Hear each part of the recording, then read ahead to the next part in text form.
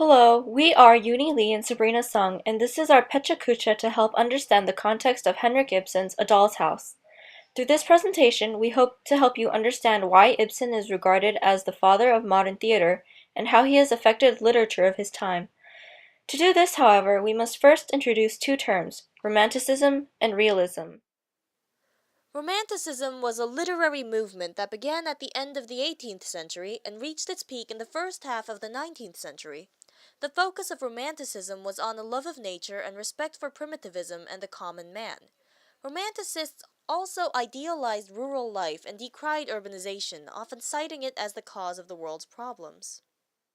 Romantics were attracted to everything that was dismissed or overlooked by the rationalists, which meant that they often explored topics such as the Middle Ages, the paranormal or exotic, and rebellion or revolution.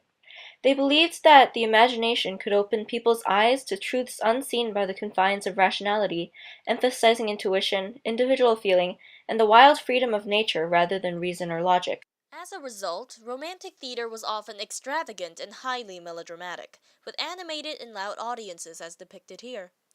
It was clear who the protagonist and the antagonist were, and what the objective of each was, and often such plays ended with the triumph of good, even if the protagonist died.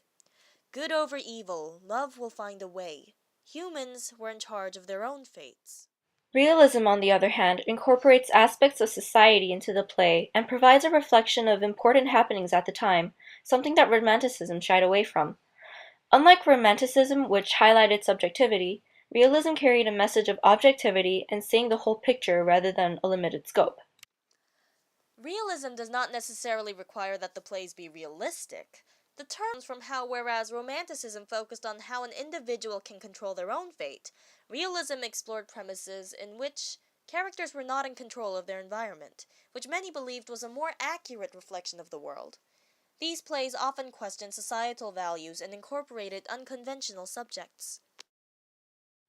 A Doll's House is, thus, an iconic example of realism brought into theater.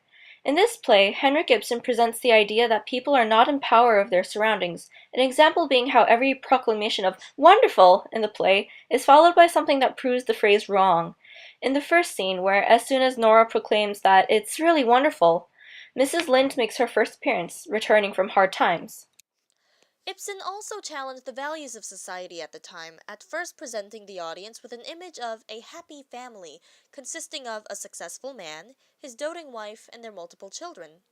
However, as the play progresses, he shows that this image is merely a facade and thus exposes the imbalanced state of family dynamics in Norway. This sharp criticism can be observed throughout the play, though it is clearest near the end of the play when the main character, Nora, determines to leave the house when her husband fails to grant her the greatest miracle of all, which she states is a true marriage, one in which she wouldn't have to succumb to the societal pressure to change who she was for the sake of pleasing Torvald. It is in this last act that melodrama gives way to realism, and how Ibsen drew away from the conventions of Romanticism. Thus, A Doll's House is often regarded as the play that ushered the era of realism, and its last action, in which Nora closes the door as she leaves the house, is often regarded as the slam heard around the world. The play shocked the audiences of its time, resulting in its ultimate censorship in several different languages. This closed door, however, opened many others. As time passed, the work came to influence writers such as Oscar Wilde, George Bernard Shaw, and James Joyce. However, A Doll's House alone was not the only one to establish Ibsen as the father of modern theater. Many of his works of the time contain aspects of realism, forming the bridge between the old and the new. Ibsen's play Ghost from 1881 had a taboo topic for its central theme syphilis. The play deals with a woman who tries everything to keep her son from inheriting anything from his irresponsible, philandering father, but the woman can't stop the hereditary disease. Ultimately, as her son's mind deteriorates, she is forced to make a decision, introducing yet another unconventional topic, euthanasia. The London Daily Telegraph initially called the play "an open drain, a loathsome sore unbandaged, a dirty act done publicly, a Lazar house with all its doors and windows open." In Ibsen's play An Enemy of the People from 1882, he challenges society's idea of morals, highlighting the fact that sometimes the right course of action is buried beneath the voice of the many. In this play, the character Dr. Stockman proclaims that the majority is never right until it does right, even though it leads to him being outcasted from society. Ibsen's play Hedda Gabler from 1890 makes a main character of a powerful neurotic woman who manipulates everyone around her. Her actions are driven through aesthetic value rather than any moral means, eventually urging a man to suicide in hopes it will be a beautiful death.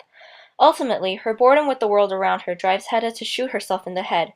Neuroticism and an almost incomprehensible sense of values made the character of Hedda complex and an inspiration to many future playwrights. Each of these plays were met with some form of negative reception due to the context and messages they carried, and each of these plays are now regarded as one of Ibsen's works that inspired others to continue the trend of realism and ushered in the movement completely. In light of all his contributions, though Ibsen was not the sole creator of realism in literature, his many works that pulled away from the norm and broke the conventions of Romanticism were undeniably a key factor in the movement's success.